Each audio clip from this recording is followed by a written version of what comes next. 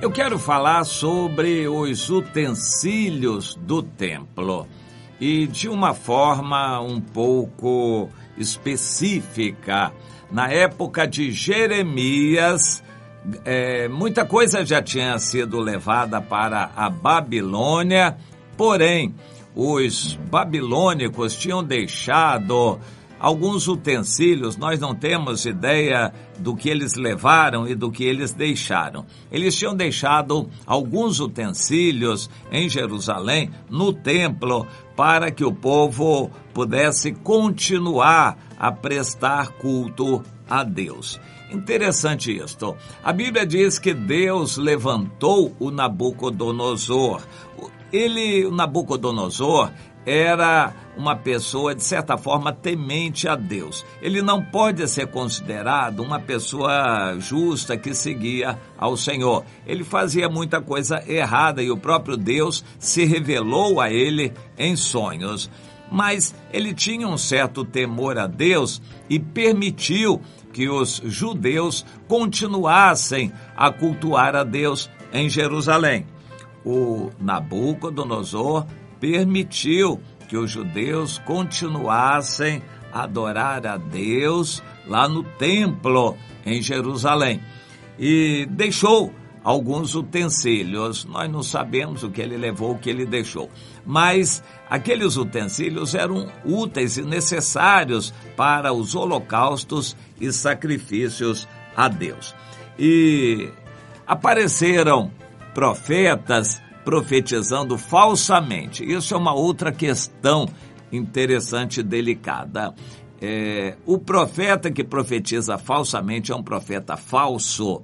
A natureza dele, ele é um falso profeta, ou ele é um profeta que profetiza coisas certas de Deus, mas também profetiza da carne.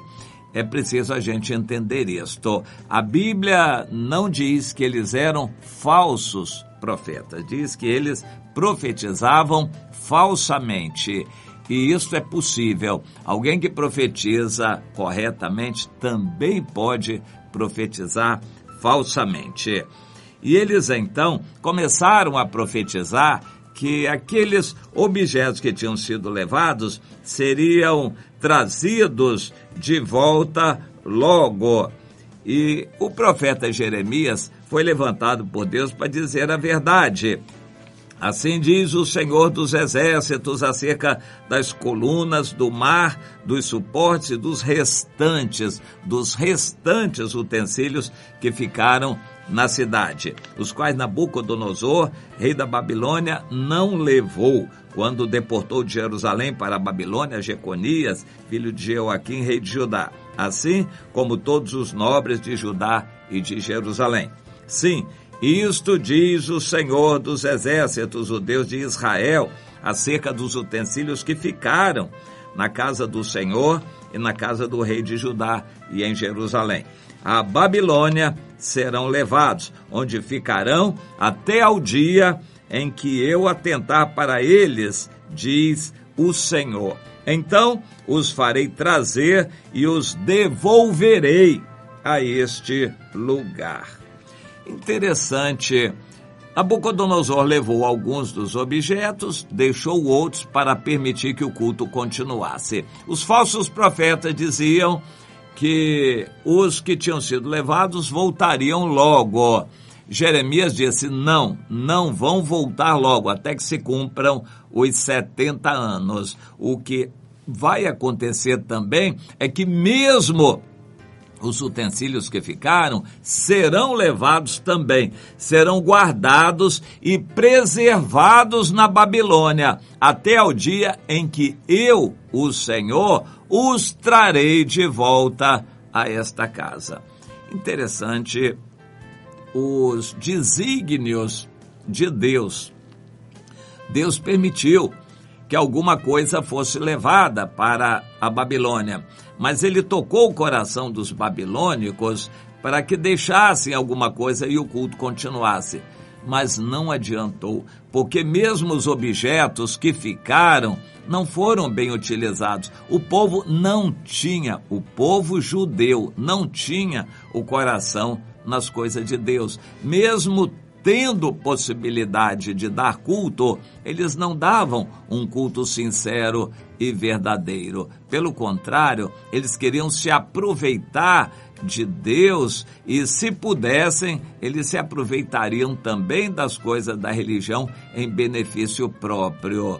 Mas Deus tinha outros planos, faria com que Nabucodonosor levasse todos os objetos do templo e um dia mais tarde aqueles objetos seriam devolvidos. Ou seja, Deus tocou também no coração de Nabucodonosor e de seus auxiliares que não destruíssem aqueles objetos que eram usados para o culto a Deus e que eles, com temor e reverência, guardassem aqueles objetos até que depois a Babilônia foi conquistada pela Pérsia e lá na Pérsia também Deus tocou o coração dos persas para que aí sim eles devolvessem aqueles objetos, e foi o que aconteceu com Zorobabel quando liderou aquela caravana de retorno a Jerusalém.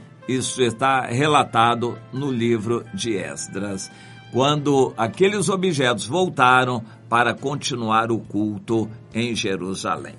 Aqueles objetos foram fabricados na época de Salomão com muito carinho, dedicação, foram consagrados a Deus, Deus os aceitou, mas antes ainda de Salomão, eles foram projetados, planejados por Davi. Davi ajuntou tudo que ele tinha de melhor para consagrar a Deus e fazer aqueles objetos que seriam utilizados no culto a Deus.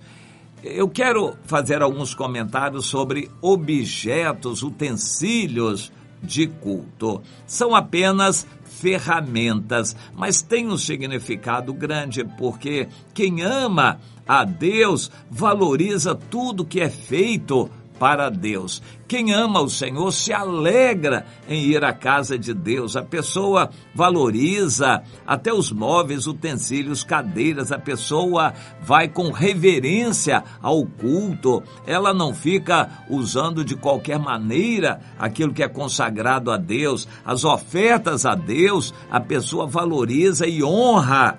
Mas há um outro tipo de raciocínio que é utilitarista. A pessoa carnal, ele até crê em Deus, mas de Deus ele só quer receber. Ele quer usar Deus para dar bênção para ele, para favorecê-lo em todos os seus projetos. Ele não quer dar para Deus, ele quer usar Deus para receber de Deus aquilo que é do seu interesse. Há pessoas que dão dízimo muito chorado, até dão, mas chorado, ou seja, elas, se pudessem, não dariam, porque aquele dízimo elas acham que é doloroso, que faz falta. Davi deu aproximadamente 90% do que ele ganhava para Deus e ficou com 10%.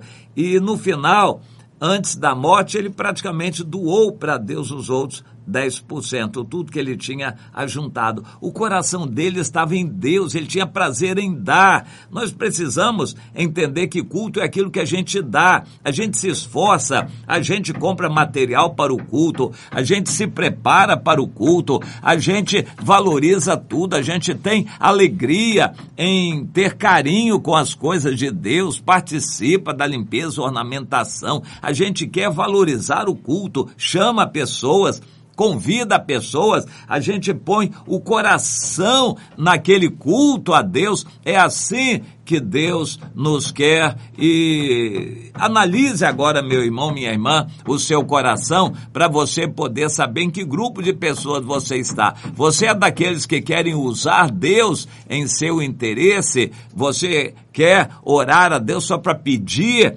Ou você quer cultuar a Deus, você quer dar para Deus o que você tem de melhor, você quer consagrar a Deus? Se você compra um carro, você sonha em dar aquele carro para Deus. Se você tem algo especial, você sonha em dar aquilo para Deus. Você tem isto no seu coração, este carinho, essa sede, essa vontade de dar para Deus, ou de Deus você só quer receber? Vamos pensar nisto. Se você é daqueles que usam a religião, que a religião é uma rotina para você, é apenas uma necessidade, ou será que você ama a Deus de todo o seu coração, mais do que tudo, que você mais deseja é fazer algo para Deus, consagrar a Deus? Enfim, tudo o que você tem, o de melhor que você tem, você pensa em dar para Deus ou não? Analise a sua situação, em qual grupo você está, daqueles que amam a Deus acima de tudo e o que mais quer no seu coração é dar para Deus, ou você é daqueles que de Deus só quer receber, aqueles que de Deus só querem receber para o benefício próprio? Pense nisto, meu irmão e minha irmã.